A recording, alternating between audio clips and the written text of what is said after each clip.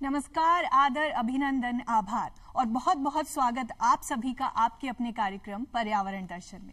आज हम चर्चा करेंगे पेड़ बचाओ पर्यावरण बचाओ विषय पर। हम अक्सर सुनते हैं, कहते हैं कि पेड़ पौधे लगाओ, इनमें पानी डालो, पर्यावरण बचाओ, लेकिन ये बातें सिर्फ कहने की नहीं है, करने की है। और वास्तव में जिस इंसान ने इसे कर दिखाया है, आज वही हमारे साथ है जिन्हें कहा जाता है ट्री मैन ऑफ इंडिया, जिन्होंने करोड़ों पौधे लगाए हैं और आज भी निरंतर इसके लिए कार्य करते जा रहे हैं। चलिए आपका परिचय कराते हैं एक ऐसी ही महान शख्सियत से और स्वागत करते हैं मिस्टर विष्णु लांबा जी का। सर, कार्यक्रम में आपका बहुत बहुत स्वागत। बहुत बहुत धन्यवाद। क्षमा क्योंकि ये जो विषय है पर्टिकुलर ना किसी एक व्यक्ति से रिलेटेड है, ना वर्ग से रिलेटेड है, हम सब से रिलेटेड है। क्योंकि पेड़ पौधे न सिर्फ मनुष्यों को चाहिए, जीवों को चाहिए, पक्षियों को चाहिए, जीव जंतुओं को चाहिए। आप इस दिशा में बहुत ही बेहतरीन कार्य कर रहे हैं सर। करोड़ों पौधे लगाना इतना आसान काम तो नहीं है, कैसे कर दिखाया आपने? सबसे पहले तो आपका दूरदर्शन परिवार का आभार, जिन्होंने एक सामान्य बागवान को समय समय पर याद किया, मनोबल बढ़ाया। आज फिर पर्यावरण दर्शन कार्यक्रम के माध्यम से आना हुआ है। 7 वर्ष की आयु में मेरी पूज्य माताजी की प्रेरणा से मुझे शुरुआत करने का अवसर मिला। पहला पौधा उनकी पावन सानिध्य में गांव में लगाया था और मैं अक्सर इस बारे में काफ़ी बोलता भी रहा हूँ समय समय पे। तो उनकी प्रेरणा से एक कारवां बना, गति बढ़ी आगे और लोग जुड़ते चले गए। और जो अभी हमने 14 मई 2023 को पिछले 30 सालों की अथक मेहनत के दम पर 1 करोड़ पौधे लगाकर उन्हें संरक्षित करने का जो कीर्तिमान कायम जो भी हुआ, वो अकेले विष्णु लांबा का काम नहीं है। वो श्री कल्पतरु संस्थान में प्रत्यक्ष अप्रत्यक्ष रूप से सब लोग जो जुड़े हुए हैं, उन सभी हमारे स्वयंसेवकों का, जो हमारे कार्यकर्ता हैं, वॉलंटियर, शुभचिंतकों का, सब लोगों का योगदान रहा है। तो एक लंबा कालखंड हमने अल्पायु में जिया, ईश्वर की करुणा रही और एक काम हुआ है हाथ में। तो निश्चित रूप से हम पूरी ताकत के साथ आगे बढ़ रहे हैं ताकि हमारा और भी जो आगे का लक्ष्य है वो पूर्ण कर सके। तो मतलब कहते हैं कि जो पूत के पांव हैं वो पालने में ही दिख जाते हैं। और हमारे देश की एक परंपरा रही है, हमने देखा है कि जितने भी महान व्यक्तित्व हमारे देश में जन्मे हैं, उनकी जो सफलता है उसमें उनकी माताओं का बहुत ज्यादा योगदान रहा है। और आपने भी कहा कि आपकी माता से आपको ये प्रेरणा मिली कि चलिए पौधे लगाते हैं, और वो भी इतनी सी उम्र में। तो क्योंकि ये काम करना इतना आसान नहीं है ना, पेरेंट्स भी आज के टाइम में देखें या पहले भी, एक नॉर्मल परिवार का एक सपना होता है कि हमारा बेटा क्या करेगा या हमारी बेटी क्या करेगी, अरे डॉक्टर बनेगी, इंजीनियर बनेंगे, ये सब एक सोच रहती है। लेकिन आपने लीक से हट करके ये काम किया। कहाँ से और ज्यादा आपको ये प्रेरणा मिली कि नहीं मुझे तो यही फील्ड में काम करना है? देखिए, आपने बहुत बड़ी बात कही, एक माँ का नाम लेके। स्वामी विवेकानंद की एक शिष्या थी भगिनी निवेदिता। उन्होंने एक बात कही थी कि इस देश की माताएं तय करें, उनकी संतान महान बनेगी। तो मैं आपके माध्यम से देश की सभी तमाम माताओं को, बहनों को, बेटियों को, सबको प्रार्थना करता हूं कि शिक्षा के साथ संस्कार भी लीजिए। शिक्षा, ये बिना जो संस्कार विहीन शिक्षा है वो आपको जानवर बना के रख देगी। वो आपको सब कुछ सुविधाएं उपलब्ध करवा देगी, लेकिन जो आपका मूल है, जो जड़ें हैं, जो हम चलाते हैं कार्यक्रम कल्पतरु संस्थान वाले, back to roots, back to nature, तो उन चीजों से आप छूट जाओगे। मुझे लगता है कि मेरी माँ की जो शुरुआत थी, वो शुरुआत जिस तरह की हुई, मैं चाहूँगा उस तरह की शुरुआत सब माताएं अपने बच्चों को, और अभी स्पेशली हमारे एक साथी कार्यकर्ता है, उन्होंने अभी आज प्रेरणा दी है कि छोटे बच्चों के लिए भी हम नया को शुरू करने जा रहे हैं। अच्छा। तो मुझे लगता है कि बहुत जुनूनी है और डेडिकेटेड काफ़ी है काम को लेकर के, तो नया को शुरू करेंगे। तो इस तरह का एक कार्यक्रम शुरू हुआ माँ की प्रेरणा से। और बाद में कई सारे, बचपन में आता है कि मैं फौजी बन जाऊं। मेरा बहुत मन था कि मैं बीएसएफ में जाऊं। अच्छा। नहीं जा पाया। मेरी बड़ी तमन्ना रही कि मैं नागा सन्यासी जोना अखाड़े में चला जाऊं। तो मेरी वो भी नहीं थी हाथ में, तो विधाता कुछ और ही करवाना चाहता था। फिर बाद में मुझे संघ में सेवा करनी थी, तो वहां पर भी एक पर्यावरण का ऑप्शन नहीं था, वहां पर आज आया ये ऑप्शन, पहले नहीं था। तो मैं वहां भी नहीं जा पाया। अंततोगत्वा मेरे जो मार्गदर्शक है माननीय धनप्रकाश जी त्यागी, 103 साल की उम्र में वो उनका शरीर छोड़ दिया, देवलोक गमन हो गया। उनसे मैंने आखिरी पूछा कि मैं करूं क्या। तो उन्होंने एक लाइन बोली कि तुम, ऐसा है कि तुम्हारी रुचि पर्यावरण में है, सब जगह तुम देख लिया सारा कुछ करके, तुम्हारी तरह का कुछ नहीं मिल रहा है, सब कुछ तुम्हारी तरह होगा तो फिर परमात्मा क्या होगा दुनिया में। बिल्कुल बिल्कुल। तुम तय करो कि अब इसी को तुम काम बनाओ। तो मुझे हर आदमी बोलता था, हर जहां भी जाते थे वहां, क्या करते हो? मैंने कहा मैं पेड़ पौधे लगाता हूँ, पर्यावरण का काम करता हूँ। पर्यावरण का काम करते हो तो ठीक है, तुम काम क्या करते हो? बिल्कुल। अरे भाई यही काम करता हूँ। हाँ। अरे ये कोई काम है क्या? हाँ। इसको लोग काम ही नहीं मानते थे। जी, जी, जी। और आज हम 150 प्रोजेक्ट कर रहे हैं पूरे 13 देशों के अंदर, 22 स्टेट में, भारत में 13 देशों तक पहुंच गए। तो मुझे लगता है कि मेरी माता जी की जो शुरुआत थी, ऐसी शुरुआत सब माताएं अपने बच्चों के साथ। बिल्कुल बिल्कुल सर, बहुत कम लोग हैं जिन्होंने अपने पैशन को अपना प्रोफेशन बनाया है, और ये चीज हमें लगता है कि आज के टाइम में हमें सीखनी चाहिए। हम कहते हैं कि करियर ऑप्शन क्या है, गिन चुन के 2-4 नहीं, आज के टाइम पे। राखी, उस समय माफ कीजिएगा, उस समय सुंदरलाल बहुगुणा जी, मेधा पाटकर जी, अमृता देवी बिश्नोई जी, बस ऐसे कुछ नाम हमारे सामने थे। कोई नहीं था पूरी दुनिया के अंदर, हम अकेले बस केवल पता नहीं कैसे विधाता ने साहस दे दिया, छोटे छोटे पांवों से दुनिया नापने चले थे। हमें नहीं पता था सच में दुनिया नाप लेंगे। लेकिन आज हम देखते हैं तो मैं जरूर कहना चाहूंगा कि जमीनी स्तर के जो लोग हैं उनको जरूर मोटिवेट करने की आवश्यकता है, उनका हौसला अफजाई करने की आवश्यकता है। आज तो माफ कीजिएगा, सोशल मीडिया पे अपना अकाउंट बनाते हैं और अपने नाम के आगे एनवायरमेंटलिस्ट लिख देते हैं और 4 फोटो वो कंप्यूटर से आजकल डिजाइन से बना के डाल दिया और हो गया कार्यक्रम। बिल्कुल। वो जो जैसलमेर जोधपुर में लास्ट कोने पे जो नागौर में पड़ा है, बहुत लास्ट कोने पे, जो कांटे काट करके लगाता है, हमारी एक बड़ी बहन है उषा देवी, वो मैंने देखा वो डेली एक पेड़ लगाती है। अत्यंत सामान्य परिवार से उषा देवी रोज एक पेड़ लगा रही है। मेरे लिए बहुत प्रेरणा का काम करती है, मुझे बहुत सीखने को मिलता है। मैं देखता हूँ उसको, भोली भाली महिला डेली कहीं न कहीं आज कहीं से पौधे ला रही है, कहीं लगा रही है। तो मुझे लगता है कि जमीन स्तर के लोगों को आगे बढ़ाने की आवश्यकता है। बिल्कुल। तो मतलब महिलाएं भी आज इस फील्ड में भी पीछे नहीं है, आगे ही है। मातृशक्ति वाकई, इसमें कोई दोहराई ही नहीं है भारत की। जी जी। आपने कहा कि आपको सेना में भी जाने का बहुत मन था, तो जब हम देखते हैं सेना वाले लोगों से, उन जवानों से मिलते हैं जो कि बॉर्डर पे खड़े होते हैं। मैं उस बढ़ास को निकाल रहा हूँ अभी। अच्छा, वही मैं BSF, CISF के साथ, राजस्थान पुलिस के साथ स्पेशली खाकी वॉरियर्स कैंपेन हमने शुरू किया। ऑनरेबल SP टोंक और अभी कमिश्नर जयपुर से भी हमारी मीटिंग हुई है कल परसों ही, तो पहले दिन हुई है, 4 दिन हो गए। तो उसमें भी हम बड़ी दिशा में कुछ सोच रहे हैं। तो मुझे लगता है कि मेरी जो बढ़ास थी, मैंने अभी CISF में गया, मैं लास्ट प्रोग्राम में आमेर कमांडेंट साहब ने बुलाया था, आशीष जी ने। वहां कार्यक्रम में मैंने कहा कि मेरी जो बढ़ास रह गई है उस वर्दी को पहनने की, वो तो मुझे नसीब नहीं हुई, वो तो नसीब वालों को मिलती है, भारतीय फौज की वर्दी। लेकिन मैंने तय किया कि वो जब भी मुझे याद करेंगे, BSF वाले, CISF वाले, ये जो हमारे सुरक्षा एजेंसियों वाले हैं, तो मैं तुरंत सब काम छोड़ के जाता हूँ। सालों से जा रहा हूँ। एयरपोर्ट टर्मिनल 2 का सारा प्लांटेशन कलपतरू संस्थान ने CISF के साथ किया। बम्बाड़ा नाला है, उसका सारा प्लांटेशन हमने किया फ्री ऑफ कॉस्ट। कलपतरू संस्थान ने आज तक 1 रुपया डोनेशन नहीं लिया है। 1 रुपया 30 सालों के अंदर।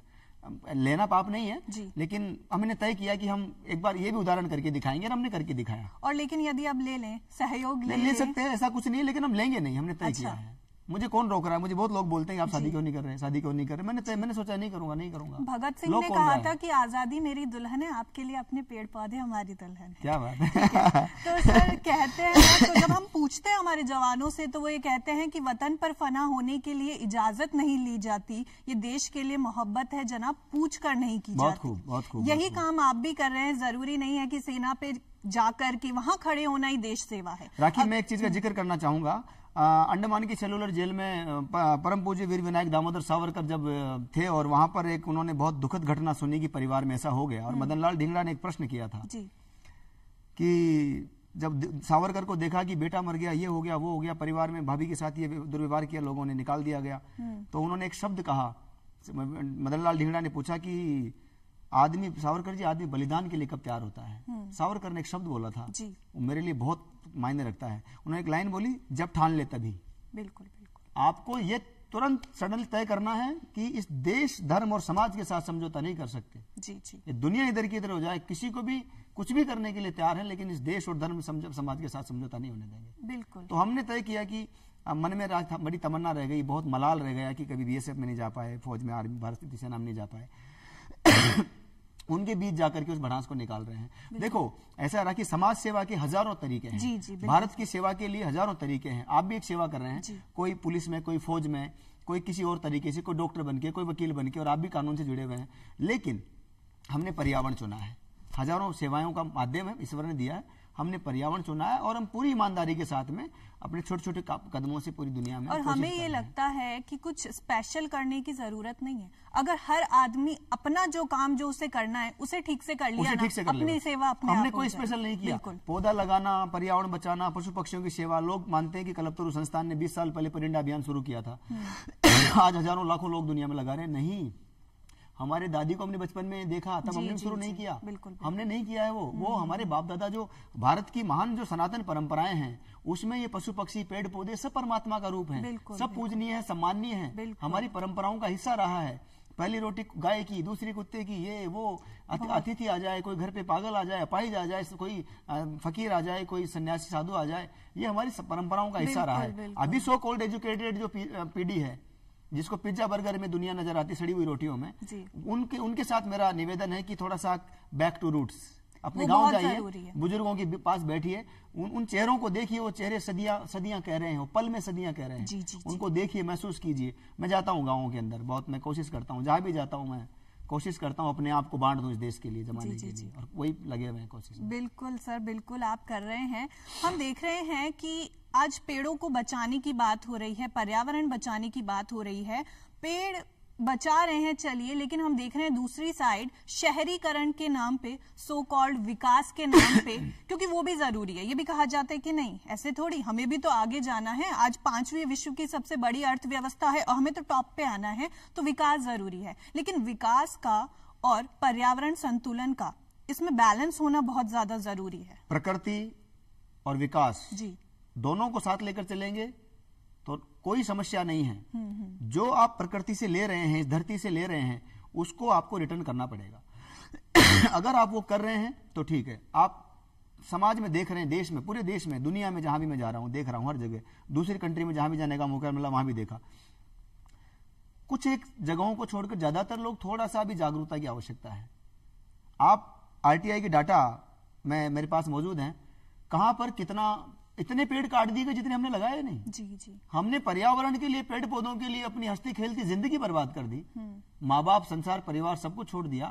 हम कभी कभी सोचते हैं, हालांकि हमने एहसान नहीं किया किसी पे, हम तो एहसानमंद है कि इस भारत में परमात्मा ने हमें जन्म दिया और ऐसे अच्छे रास्ते पर लगाया, अच्छे संस्कार मिले, अच्छा परिवार मिला, अच्छे लोग मिले, तो हम चल रहे हैं। जो हमारे महान पूर्वज थे, उनके जो बताया रास्ता, उसे बढ़ने की कोशिश कर रहे हैं। हमको अपने आप को नहीं बता रहे हैं, लेकिन इतना हमारी प्रार्थना है, जो आप ले रहे हो वो दीजिए। जी।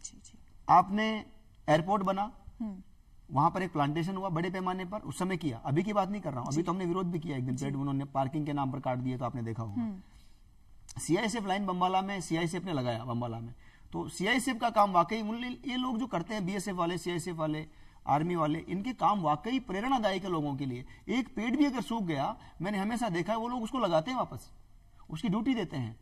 तो ये जो लोग जितना भी, चाहे सड़क चौड़ी करने के नाम पर, चाहे सौंदर्यकरण के नाम पर, विधानसभा बनी, बहुत बड़ा डैमेज हुआ वहां पर, हमने विधानसभा का पूरा प्लांटेशन हमारा किया हुआ है, हमने किया, एयरपोर्ट का हमने पूरा किया कार्यक्रम। कई जगहों पर जहां भी विकास के नाम पर चीजें आगे बढ़ रही है, वहां पर करने का मौका मिला, हमने किया। हम और लोगों से प्रार्थना करते हैं, विकास बिल्कुल आवश्यक है। ऑल वेदर रोड बना है, बहुत बड़ा प्रोजेक्ट है, नो डाउट, बहुत अच्छा है, सराहनीय है, लोगों के लिए दूरियां कम होगी, लेकिन बस इतना सा जरूर है कि जो आपने प्रकृति से लिया है, अगर वो आप नहीं लौटाएंगे तो फिर कभी कोरोना आएगा, जी। कभी आपको और कोई दूसरी जो प्राकृतिक आपदाएं हैं उनके रूप में आएगा। अभी आपने देखा होगा काशी मठ में क्या हुआ।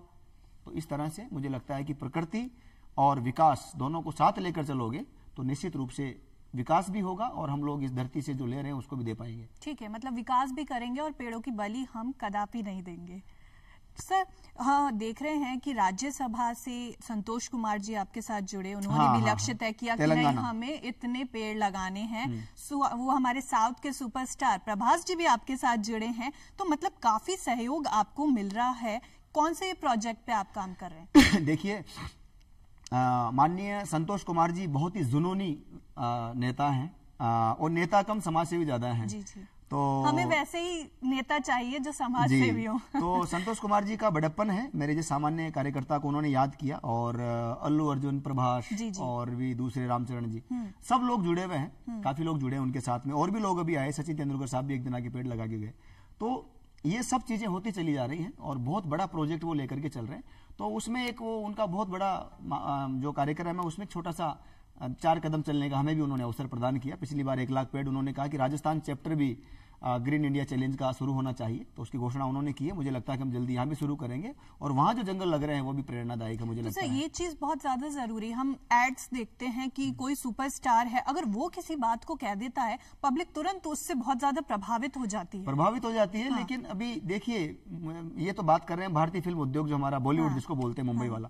साउथ में एक बहुत बड़ी चीज है, वो जो साउथ के हीरो इतने डाउन टू अर्थ हैं। आपको लगता होगा बाहुबली में प्रभास ऐसे वैसे, प्रभास इतने सीधे इंसान हैं। दूसरे लोग वो खुद गड्ढे खोदना, खुद पौधे लगाना, उसको समय समय पे देखना, याद तक रखते हैं कि मैंने कहाँ पेड़ लगाया था। अच्छा, आप कल्पना कर सकते हैं, घर में छोटा मोटा आयोजन होता है, छोटे बच्चों को भी वो शामिल करते हैं। तुलसी पूजन का कार्यक्रम है, तो मैं आपको कईयों को डाटा दिखा सकता हूं जो अपने छोटे बच्चों को भी लेके तुलसी का पूजन करवा रहे हैं, गाय को रोटी खिला रहे हैं। मुझे लगता है शिक्षा के साथ संस्कारों की जो पाठशाला है, वो मुझे लगता है उधर से भी एक बड़ा अध्याय शुरू होता है और उसके 4 पन्ने हमें पढ़ने चाहिए। जी, चलिए ठीक है। अब साउथ में ही महाराष्ट्र की बात कर लेते हैं। ग्रीन आर्मी कोई प्रोजेक्ट है जिसके लिए आपको ब्रांड एम्बेसडर वहां अपॉइंट किया गया है। अमिताभ सर के साथ, रवीना जी के साथ आपने काम किया है। ये क्या प्रोजेक्ट है? महाराष्ट्र शासन के यशस्वी वन मंत्री पूर्व सरकार में भी, देवेंद्र जी की सरकार में भी रहे और इस सरकार में भी उनकी रुचि और उनके कार्य व्यवहार को देखते हुए उन्हें पुनः सेवा का अवसर मिला। आदरणीय सुधीर मुनगंटीवार साहब बहुत ही अद्भुत नेता हैं। मैं किसी की तारीफ नहीं कर रहा हूं, उनके कामों से मेरा किसी पार्टी बीजेपी कांग्रेस से कोई संबंध नहीं है। हम तो पर्यावरण से मतलब रखते हैं, लेकिन वो जमीनी स्तर पर जुनूनी व्यक्ति है, जमीनी स्तर पर काम करते हैं। मुझे नहीं लगता उनके दरवाजे से कोई खाली हाथ लौटा होगा। मैं राजस्थान के धोरों में पेड़ लगा रहा था, अचानक उनका फोन आया कि हमें मतलब अमिताभ बच्चन भी को भी हमारे बाघ बचाओ परियोजना को देख रहे हैं। अच्छा। रवीना ताई, जो रवीना टंडन जी पद्मश्री मिला है, उन्हें बधाई आपके चैनल के माध्यम से एक बार पुनः। तो रवीना ताई उसको देख रही हैं, तो उनको एक जमीनी स्तर का व्यक्ति भी चाहिए था। तो मुझ पर कहीं निगाहें पड़ गई, तो उन्होंने फोन किया, बुलाया। पहली बार मुझे उस समय फ्लाइट में बैठने का मौका मिला, तो वहां पर बड़े बड़े जंगल लगाए गए। आदरणीय सुधीर मुनगंटीवार जी के नेतृत्व में महाराष्ट्र शासन में बहुत काम हुआ और अभी भी हम वहां पर बड़े बड़े जंगल लगा रहे हैं। तो मुझे लगता है कि महाराष्ट्र से अन्य लोग भी प्रेरणा ले रहे हैं। बहुत बड़े पैमाने पर काम हो रहा है वहां पर। 1 करोड़ युवाओं को स्पेशली वहां ग्रीन आर्मी का हिस्सा बनाया गया। कॉलेजों में जाना, गांव-गांव जाना, लोगों को जोड़ना, और मुझे सौभाग्य है कि शिवाजी महाराज की जमीन को मैं भी छू करके और आशीर्वाद ले रहा हूँ। ठीक है, शिवाजी महाराज से राजस्थान के महाराणा प्रताप की जमीन पे आते हैं। अब ये हमारा एरिया है, हमें इसको भी खूब सारे हरियाली से एकदम लाभान्वित करना है। तो सरकारें आती हैं, सरकारें जाती हैं, उससे कोई मतलब नहीं है। बात यह है कि हमारे तो पेड़ रहने चाहिए, इनकी कटाई नहीं होनी चाहिए। राजस्थान को लेकर के आपको क्या लगता है, क्या स्तर पे आप लोग काम कर रहे हैं और क्या काम होना चाहिए? जहां तक सरकारों का सवाल है, सरकारों से सबसे बड़े सहयोग की जो उम्मीद है, छोटा बड़ा पहला 100 जो भी है, सिर्फ एक सहयोग उनसे चाहिए, जो हम कर रहे हैं उसमें टांग मत अड़ाइए। हमें और कुछ नहीं चाहिए आपसे। और थोड़ी बहुत अगर आपको हमारे से हल्की फुल्की भी लगता है कि हम लोग 4 कदम पर्यावरण के रास्तों पर ठीक से चल पाए हैं, तो सिर्फ इतना प्रार्थना है कि जितना कर रहे हो, बड़ी बड़ी मत हाकिए, जितना कर रहे हो उसको ईमानदारी से कीजिए। आप मत घोषणा कीजिए 10 करोड़ पेड़ लगाने की, 20 करोड़ की। हमें 1 करोड़ लगाने में 30 साल लग गए। हर पल हर क्षण मैंने पर्यावरण के प्रति, मुझे कहने की आवश्यकता नहीं है, जो मुझे करीब से जानते हैं, जो लोग मेरा जीवन जानते हैं, उनको पता है। लेकिन मैं सोचता हूं 24 घंटे पर्यावरण की चिंतन की मानसिकता लेकर के 24 घंटे एक ही काम, दूसरा काम ही नहीं रखा। 30 साल पूरे देश के 22 राज्यों का दौरा और अब दुनिया के 13 देशों में काम, अब यूनाइटेड नेशंस के साथ काम। मैं नहीं सोच सकता था ये काम लंबे साधना पे चला, इतने जुनून के साथ रेगुलर चला, पूरी एनर्जी के साथ चला, उसके बावजूद हम 1 करोड़ पेड़ लगा पाए 30 साल में।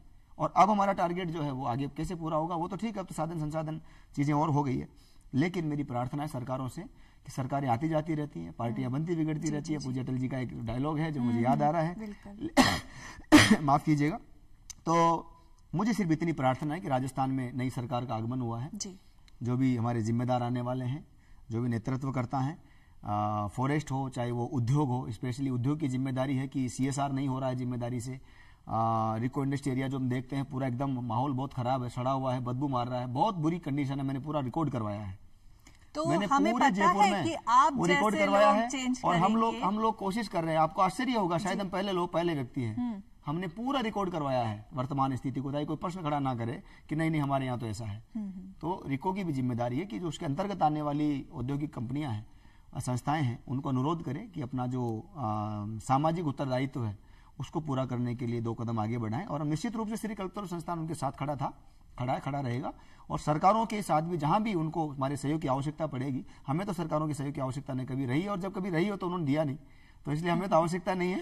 हमसे अगर सरकारों को कुछ चाहिए तो नो डाउट हम हमेशा खड़े मिलेंगे। लेकिन हम यही चाहेंगे कि सरकार भी आपको सहयोग दे और जनता भी आपको सहयोग दे, क्योंकि सिर्फ बड़ी बड़ी बातें जनता जनार्दन की तो बहुत कृपा है, पूरे देश में दुनिया में बहुत कृपा है। जी जी, हम यही चाहते हैं कि सिर्फ बड़ी बड़ी बातें कहीं ना जाए, छोटे छोटे काम किए जाए।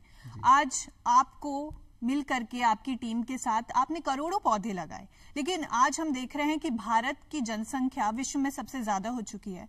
अगर हर आदमी 1 पेड़ 5 पेड़ भी लगाएगा तो आप जो करोड़ों पौधे लगा रहे हैं वो कितनी जल्दी आपका मिशन भी पूरा होगा। अब 2 गज कफन और 2 गज जमीन की जगह 2 मन लकड़ी की बात होनी चाहिए। माफ कीजिएगा, मरते तक आदमी 5 पेड़ तो लेके जाता ही जाता है। पौधारोपण से किसी जाति, धर्म, मजहब, पंथ, संप्रदाय का कोई मतलब नहीं है। सबके लिए ये काम है, सबको करना चाहिए। बिल्कुल, बिल्कुल। और हम सबको करने के लिए अनेक अभियान चला रहे हैं। जी जी जी। मेरी इतनी सी प्रार्थना है कि सिर्फ 5 पौधे, यूनाइटेड नेशंस ने तो अभी 28 की रिपोर्ट दी है। प्रत्येक व्यक्ति पैदा होते ही 28 पौधों का ऋण लेकर के पैदा होने लगा है। ये ऋण है आपके ऊपर पर्यावरण का। बिल्कुल। लेकिन आप 5 तो लगाकर बड़े कीजिए। तो 30 सालों से हम यही लाइन बोल रहे हैं। सर, जयपुर शेयरिंग फेस्टिवल होता है जी, ये क्या है? जयपुर शेयरिंग फेस्टिवल संयुक्त राष्ट्र पर्यावरण कार्यक्रम के जो छठे प्रमुख हमारे वैश्विक नेता आदरणीय एरिक सोलहेम साहब, उनकी प्रेरणा से शुरू हुआ। कोरोना में जब हमने देखा कि लोग बड़े दुखी हो गए और उनके पास कुछ नहीं बचा, तो कल्पतरु संस्थान को 2 महीने तक लगातार 1000 लोगों को प्रतिदिन भोजन की सेवा का अवसर मिला। अच्छा। तो हम लोगों ने जो भी आपस में मिलकर के लोगों से सहयोग से किया, उस समय ये समझ में आया कि आपके पास खूब सारे कपड़े पड़े हैं जिनका आप उपयोग नहीं करते। आपके दादा दादी के, पिताजी के, छोटे थे आप तब, आपके ड्रेस जो थे वो छोटे बड़े, आप तो बड़े हो गए, वो काम में नहीं आ रहे। आचार के डिब्बे खाली हो जाते हैं, आपके जूते हैं, घर में जो भी है, जो भी कचरा कह लीजिए आप उसको। तो हमने तय किया कि कचरा दो पौधा लो। अच्छा। और हमारे जो मार्गदर्शक हैं वैश्विक स्तर पर आदरणीय एरिक सोलहेम, उनको हमने अनुरोध किया कि सर ये ऐसा हमने सोचा है। तो उन्होंने एक नाम दिया। हम हमारी देसी बुद्धि से हमने कचरा दो पौधा लो, आप कचरा दे दो, हम उसके बदले पौधा दे देंगे। तो लोगों को बड़ा पसंद आ रहा था आइडिया, और अखबारों की बड़ी कृपा रही कि उन्होंने बहुत अच्छा इसको छापा, पिछले वर्ष भी इस बार भी, तो लोग जुड़ते चले गए। तो उन्होंने कहा इसका नाम रखिए जयपुर शेयरिंग फेस्टिवल, मतलब आदान प्रदान का कार्यक्रम। जी जी जी। तो शुरुआत हुई। 5000 जरूरतमंद परिवारों को पिछली बार कोरोना जैसी वैश्विक मानवीय आपदा में जरूरत की सामग्री आसानी से उपलब्ध हो गई, और लोग खुश हो गए कि हमारा जो अनावश्यक था वो आप ले गए। घर बैठे दशहरे में शुरू करो, दिवाली से 2 दिन पहले बंद कर दो। अच्छा। और जो सामान इकट्ठा हो जाए उसको थोड़ा ठीक ठाक करवा करके और लोगों तक पहुंचा करके उनका आशीर्वाद, जनता जनार्दन का जो दीनहीन जिनको कहा जाता है, वो उनके बीच जाकर के। और आप लोग, आपकी और इस बार भी शुरुआत हुई, अभी जो आपने देखा होगा थोड़े दिनों पहले, इस बार भी शुरुआत हुई, एक अच्छा परिणाम निकला। मतलब आपकी टीम के साथ आप लोग इतना बेहतरीन कार्य कर रहे हैं। हम नहीं कहेंगे कि चलिए कार्य कर रहे हैं, आपका कार्य सेवा है। हम कहेंगे आप लोग जो सेवा कर रहे हैं उसको यूएन ने भी सराहा है और आपको बधाई दी गई है। ये बहुत बड़ी बात है कार्यकर्ता को। जी जी जी, ये बहुत बड़ी बात है। और हम देख रहे हैं कि ठीक है, आपने तो पूरा इंडिया कवर कर रहे हैं आप लोग, और अब नेपाल पहुंच चुके हैं। ये क्या प्रोजेक्ट है? दरअसल हमारे को नहीं लगा था कि इस बार हम कुछ करें, लेकिन दिवाली पर आते आते लोगों की ऑटोमेटिक कॉल्स आने लगे। अच्छा। इस बार आप कब आओगे हमारे यहाँ पर? हमने तो कपड़े निकाल के रख लिए दादी के, हमने बिस्तर रख लिए, हमने ये रख लिए। तो मैंने सोचा क्या करें। मैं बाहर था हैदराबाद के आसपास, तो हमने संस्था को मैसेज डाला कि ऐसा ऐसा है। तो हमारे अपने संस्थान में एक बहुत ही समर्पित कार्यकर्ता है उमा व्यास जी। जी जी। तो उन्हीं के नाम वीडियो संदेश जारी हुआ है संयुक्त राष्ट्र पर्यावरण प्रमुख की ओर से, आपने देखा होगा। तो उन्होंने तय किया कि सर ग्राउंड लेवल पर तो ज़्यादा नहीं कर पाएंगे, मुख्य परीक्षाओं की तैयारी चल रही है आरएस की, तो लेकिन हम बिल्कुल इस काम को करना चाहेंगे। लोगों के चेहरों पर मुस्कुराहट आए, इससे बड़ा क्या अवार्ड होगा दिवाली पर। तो उनकी कृपा से ये काम शुरू हुआ और उन्होंने संभाला और काफ़ी अच्छा रिजल्ट रहा। अचानक उन्होंने ही एक बार मुझे सलाह दी थी कि जो भारत और नेपाल में हम बहुत आसानी से ज्यादा काम कर सकते हैं दूसरे देशों की तुलना में। जी जी। तो शुरुआत हमें नेपाल से करनी थी। अच्छा। बाकी कंट्री में हम बाद में गए। तो इंडो नेपाल ग्रीन मिशन शुरू हुआ और उसका शुभारंभ भी यूनाइटेड नेशंस के ग्लोबल लीडर द्वारा किया गया। वहां पर उमा व्यास जी के नेतृत्व में जाने का अवसर मिला और वहां के ऑनरेबल फॉरेस्ट एनवायरमेंट मिनिस्टर हमारे डॉक्टर महतो साहब हैं, उन्होंने वहाँ सिंह दरबार जो उनका मंत्रालय है काठमांडू में, वहाँ आमंत्रित किया और पूरे देश में, नेपाल में जहाँ भी प्लांटेशन करना हो, कल्पतरु संस्थान के फ्री उन्होंने घोषणा कर दी पूरे देश में। और बागमती नदी बचाने के लिए भी हमने एक अनुरोध किया कि हमारी भी एक सांस्कृतिक जिम्मेदारी है कि बागमती। सर लेकिन मैं ये कहना चाहूंगी कि आपकी टीम के साथ मिलकर के बहुत सारे बेहतरीन कार्य कर रहे हैं, लेकिन हम ये चाहते हैं हमारे तरह के कि न सिर्फ आप काम करें, हम भी आपके साथ जुड़े, हमारी भी ड्यूटी है। हमारा संविधान कहता है कि नहीं, आप सिर्फ अधिकारों की बात मत कीजिए, आप कर्तव्यों की भी बात कीजिए। और हमारा एक कर्तव्य ये भी है कि हमें हमारी प्रकृति का ध्यान रखना है, हमें पेड़ पौधे लगाने हैं। हम चाहेंगे कि आप हमारे दर्शकों को क्या संदेश देना चाहेंगे ताकि वो भी आपसे प्रेरणा लें और ये जो पर्यावरण बचाने का कार्य है उसमें आपका साथ दें। संदेश तो नहीं कहूंगा, बस इतना जरूर है कि भारत, स्पेशली युवाओं से मेरा अनुरोध है, भारत युवाओं का देश है। पूरे विश्व में भारत जितना ताकतवर होता जाता है, उसकी सबसे बड़ी बात यह है कि पूरी दुनिया के कल्याण की बात ज्यादा बढ़ती है।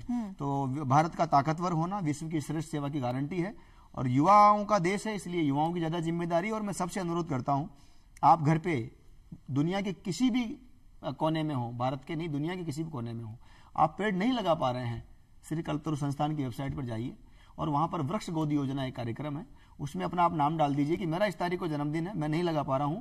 संस्थान के कार्यकर्ता आपके बदले आपके जन्मदिन पर, आपके किसी की पुण्यतिथि पर, किसी की अच्छे बुरे कार्य याद में, स्मृति में वो पौधा लगाएंगे, आपका नाम का नेम टैग लगाएंगे और आपको दुनिया के किसी भी कोने से आप उसको देख सकते हैं। ठीक है, तो मतलब अब हमें भी ये समझ में आ गया है कि हमें भी सिर्फ हाथ पे हाथ रख के बैठना नहीं है, हमें काम करना है। सर, कार्यक्रम में आपने शिरकत की, आपसे मिलके, आपसे इतनी सारी जानकारियां लेके और आपके व्यक्तित्व से प्रेरणा लेके आज हमें बहुत अच्छा लगा। आपको बहुत बहुत धन्यवाद। नमस्कार। तो दर्शकों, आज हम ये कह सकते हैं, कहते हैं ना कि जब मानव जोर लगाता है पत्थर पानी बन जाता है। हाँ, क्यों सिर्फ एक आदमी सारे काम का जिम्मा ले, हम सब मिलके काम करेंगे इसी उम्मीद के साथ कि आने वाला कल आज से बहुत बेहतरीन होगा। आपके साथ फिर मुलाकात करेंगे, तब तक के लिए इजाजत दीजिए। नमस्कार।